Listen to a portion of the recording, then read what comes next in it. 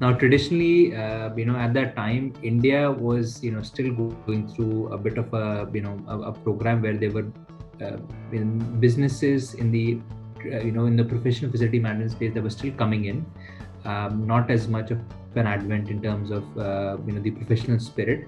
It was still largely looked at as a manpower-centric business. And I think even today, although the journey has, moved quite a bit, the organized sector has expanded. In some sense, if you look at the large part of the market, they still see this as an unorganized manpower centric business. So when I saw that, and with my experience with BlackRock, I thought this was a great opportunity for me, one, to come back to my home country, India, which I was very keen to do, but been overseas for about 9 years. And the second thing was that I saw this as an opportunity.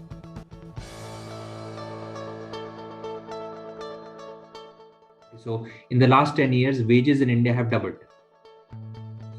So at the at the minimum wage level. So can you still put those 100 people to mop the floors?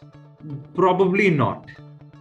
So people, customers, and our partners have had to challenge themselves to find professional, more process-driven ways so that they can do the task, maintain standard, measure standards, and not have to put 100 people on the job.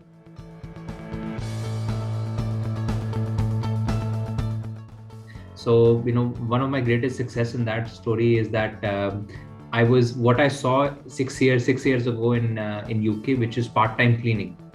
Why do you need, for a small office, a full-time cleaner to be there, a full-time staff member, a full-time technician to be on the job? I was able to replicate that, what was happening in UK and India today. So today in India, about 6,000 customer sites, these are largely bank and insurance customers, banking, financial services and insurance customers, don't have full-time staff members anymore. It's a significant cost drain that has been avoided, and a significant value has been unlocked for our customers to spend on better things, on better projects. And having to do that, we've been able to still deliver a high level, a grade of quality of service at bank ATMs, at bank locations, bank branches. These are small locations which vary from 100 square feet to as much as 5,000 square feet of space, where cleaners go in once a day or twice a day. The repair and maintenance services is on call.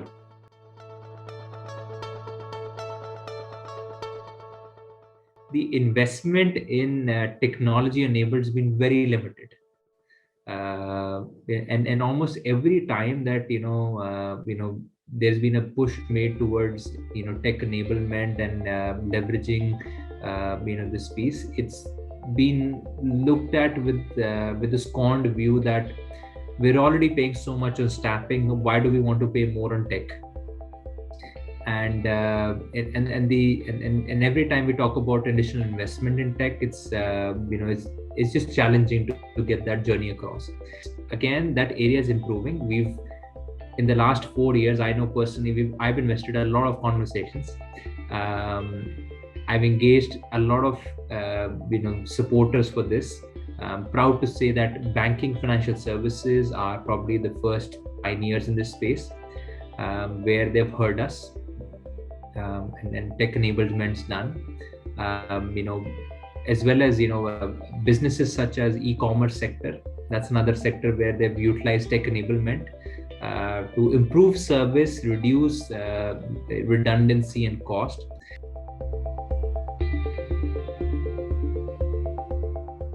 Now we are a very large company now. We are the third largest as far as the security goes, and possibly the fourth largest as far as the FM segment goes today. But in spite of our huge stature, our response mechanism is exactly that of a regional and a small player. We are that good at our response. So if a client is facing a problem and he's got an issue, it does go through the normal layers of our base level, lower management, middle management, but it does reach the top almost at the same time. The top management need not jump in to douse a fire because the others are doing it. but they are fully aware that there is something happening, and which is corrective mechanism has been put in place and it will be corrected.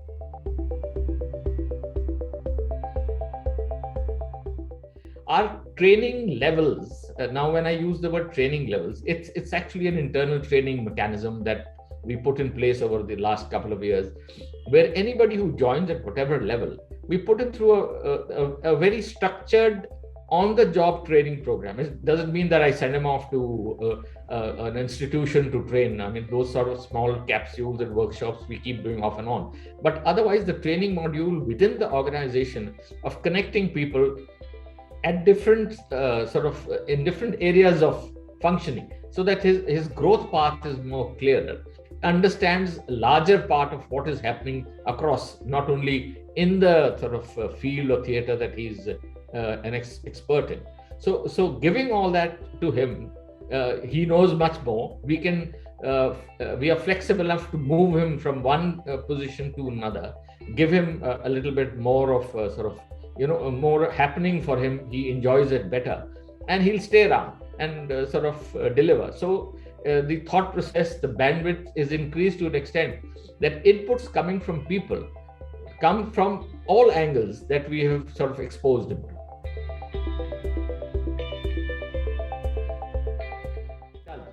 And that is one of our USPs, is indulge the client whatever level he is at. It may be a small client, it may be a large client, it may be a multinational, but we do it, and we make sure that our senior faces are seen by him more often than not, even if it is just a courtesy visit. I mean, at my level now, I still visit clients, I ring them up, I have a chat with them. So there's no storytelling when we are selling a contract.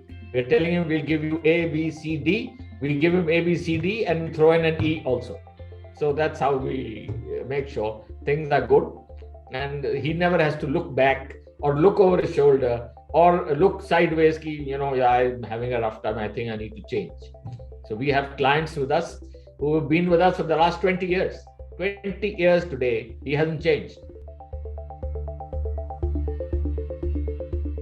We have been a security and an FM company which is now digitizing.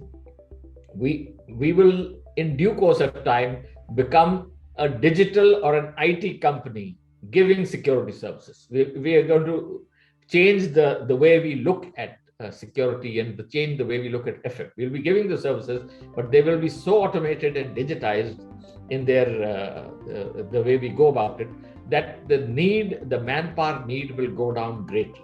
So automatically efficiency levels go up, the cost optimization takes place, which is something that the client is actually looking forward to. And the delivery will be seamless and absolutely almost zero error syndrome with all this happening.